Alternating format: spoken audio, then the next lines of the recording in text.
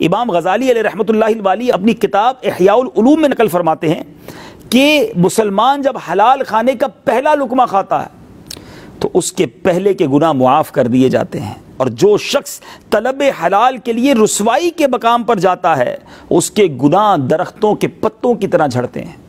بعض لوگ اس لیے بھی حرام کماتے ہیں کہ یار حلال کمانے جاتا ہوں تو بڑی لو پروفائل جاب ملتی ہے، میرا اپنا ایک سٹیٹس ہے، میرا ایک اپنا مقام ہے، تو مجھے جناب ذرا وائٹ کالر جاب ملنی چاہیے، میں کیسے جناب یہ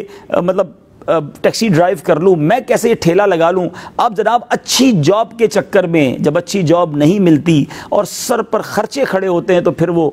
حرام کے لیے سود کا کام بھی کر لیتا ہے، پھر جناب وہ انٹرسٹ پر لون بھی لے لیتے ہیں اور آخرکار گھر بھی برباد ہو جاتا ہے۔ نہ کیجیے ایسا۔ اگر آپ کو لگتا ہے کہ آپ کا مقام بلند ہے اور آپ ایسا کام کریں گے جو لو پروفائل ہے، اول تو لو پروفائل کوئی نہیں ہوتا، جو حلال ہے وہ عزت والا ہی ہے۔